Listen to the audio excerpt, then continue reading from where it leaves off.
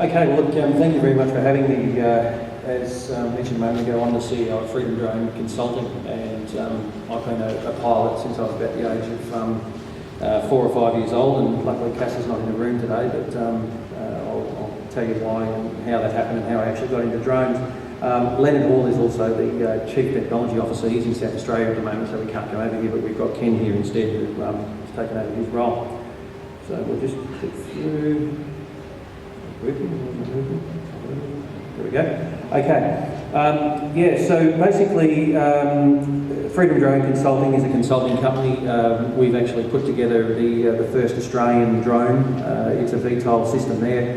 You may have been down the back before actually watching it fly, but what it actually does is VTOL means vertical takeoff and landing. So you can sit with your computer as a farmer and actually program geo maps on your farm and shoot this drone out, and it will fly anywhere up to 2 hours with a payload of pretty much anything from any camera to a multispectral camera. So if you're looking before, as in the presentation, you're looking at soil, moisture content, mineral content, and for mining, looking for geosites and gold and that type of thing, that's particularly what this system can do. So you are not actually limited to what sort of sensor or camera you can put on this drone. It will carry fairly heavy weights, but the key thing is that it will fly for quite some time.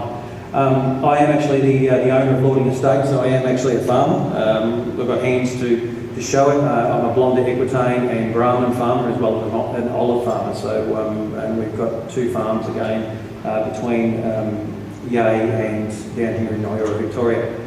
But the reason I got into drones was because I actually specialise in geothermal heating and cooling solutions, and geothermal comes out of the ground, and therefore I actually had to look at where to put ground loops in for the geothermal systems. And I used to fly around with helicopters over farms and actually monitor where I could actually put the trenches for the geothermal system.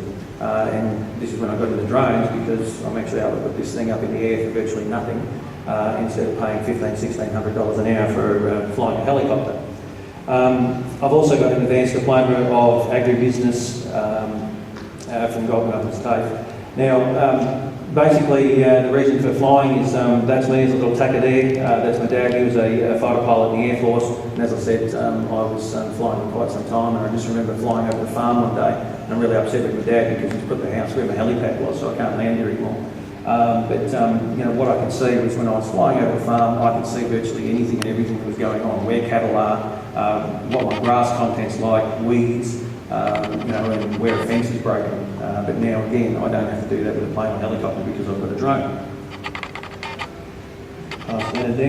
Okay, so common issues for farming, and as all of you will know, whether you're young, old, 5th generation farmer or whatever else, is that like myself, there is a key thing is that we all have a lack of time. Most farmers can work anywhere from 80 to 100 hours a week, monitoring their actual farm, fixing fence lines, looking after sick cattle, looking after healthy cattle, milking cattle, and that type of thing as well. So there's also, especially down in this area with what's happened with milk prices over the last year and a half, there has actually been a huge increase in expenses, especially with diesel and that type of thing too. Now if you think about that from a farming point of view, like when I'm talking to farmers out in Alice Springs, for instance, that we've got a 10 or 15,000 kilometre square property, and getting out to a bore run where it takes 4 or 5 days to get the one bore to fix it, and then to get out there and find that there's actually they need more parts than to drive back. Imagine what a drone can do, where we can shoot this out for an hour, do a bore run, take photography and photos, and actually have the real-time data come back to us via a link, or actually just take photos and analyse the data when it actually comes back. So there's also, in a lot of farms, and even down here, there are some huge farms down here, and there's vast areas to cover. And the other, obviously, key thing is that you need a vehicle generally to get out and manage your crops or your cattle and whatnot as well. So being able to do it from the air and very, very quickly is obviously a great way to save money and time as a farmer. Okay, I'm just going to start the video.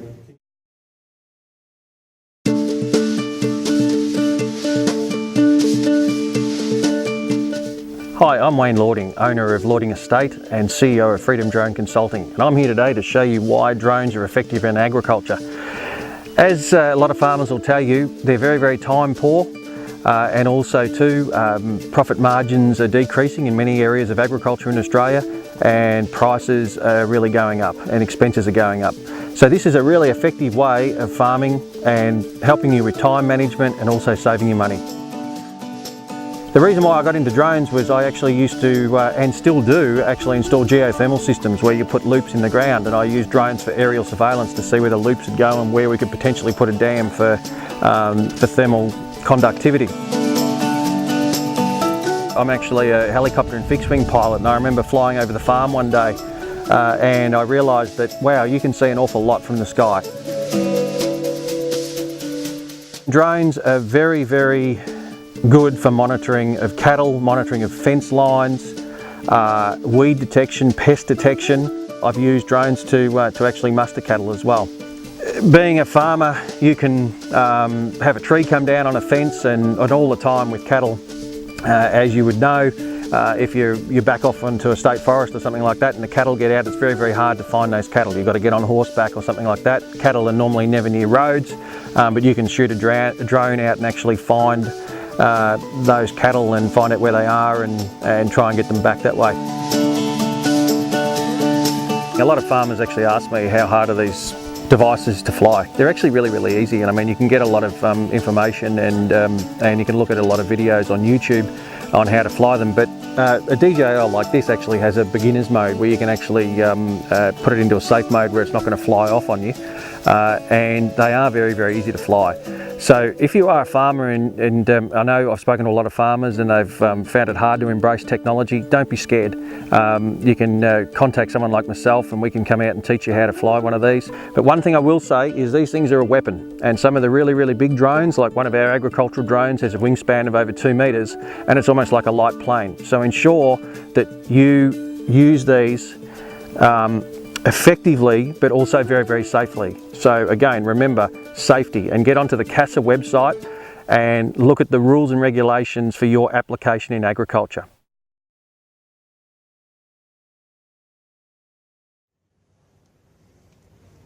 Okay, so why use drones for farming? Now this is actually the key part of the presentation. As I mentioned a moment ago, farmers can work 80 to 100 hours a week, even more so, especially during calving time. So it's definitely 100% time saver. That is obviously the biggest thing. Again, what you get is real-time footage. Now, you can put any type of camera on a drone like this. As I mentioned before, you can put multispectral cameras on to look at moisture content and to look at whether or not you need to put more nitrogen on property. You can basically look at your grass contents for rotation of paddocks. Really, really important things for farmers. And again, instead of running out in a quad bike or out in the tractor for hours and hours and burning diesel, you can shoot something like this out. And as John mentioned a moment ago, you can pretty much do it while having a cup of tea on the veranda now with the computer technology that actually flies this drone. So you don't need to be a pilot to fly this, but one thing that I will say, as I said before, these things can be a weapon. If I was in my helicopter and flying the helicopter and this thing was coming at me, I wouldn't like to hit it, that's for sure. So it's fast, it's not heavy, but at speed, it can certainly be a dangerous thing. So fence line monitoring is absolutely fantastic for drones. I don't know how many people have, especially with the winds of late, especially on Monday, we had a lot of trees come down, fences come down, therefore on the property up at Yea, we back onto the Murrumbidgee State Forest, and we've actually had our cattle go out and missing. Imagine how easy it is, instead of trying to get through tracks and fire tracks and that type of thing, that where we actually can't get through, and cattle never stick to roads, obviously they go where the grass is. You can shoot a drone out, and because of my blonde equitain are nice and white, we can actually find them with the drone and then shoot dogs out and bring them back. So we can actually find them, whereas a lot of people do lose cattle and when they're bordering, especially on native parks and forests and that type of thing too. So a drone can definitely help from that perspective. Definitely crop and cattle monitoring. Very soon we'll have NLIS monitoring in this, so you'll actually be able to fly your drone over your farm and actually collect data via the NLIS tags from a transceiver that will be actually on that drone. And also crop management too. Crop management is huge because there's not a huge amount of crops down here, but if you think about it, up in New South Wales, I did a presentation with a guy from Elders the other day. where they shot a drone across a paddock, a huge paddock. It was a 10,000 acre paddock of, I think it was wheat, and about 35 acres in the middle of that was actually destroyed. His crop was destroyed by wild pigs, and he had no idea, and he wouldn't have actually seen that was damaged until he would have got on the header and actually seen and gone and cut the wheat, and he's lost all of that crop. Whereas a drone, you can shoot straight out over his fields and actually see that real-time footage that either your crop is healthy or it's not, or it's actually been damaged, and therefore go into that area and fix it straight away. So again, relating back to a farmer, everything is about total cost of ownership and return on investment. You've got a tool here that can actually save you an awful lot of money, but at the same time making farming a lot easier from an expense point of view and also time. So it's really something to think about. Pest control is another one. With the cameras that you can put on this nowadays and zooming and that type of thing, you can pick up locusts, you can pick up all kinds of pests and weeds and pretty much anything with them. The footage is just absolutely unbelievable what you can get now. But again, to water management, water is always a big thing for farmers. What have you got in your back dams? Is your bore running properly? Is it not? Do I have to drive 3 hours to get out to my bore to see whether or not it's working and running? No, the answer is no, not anymore. Especially for those guys on huge cattle farms up north, that is an absolute key point to, is there a dead animal in the trough? Is the bore working? Is the pump working? Is there water at all? Again, having that footage in 15 minutes to half an hour versus 2 or 3 days of driving is absolutely key.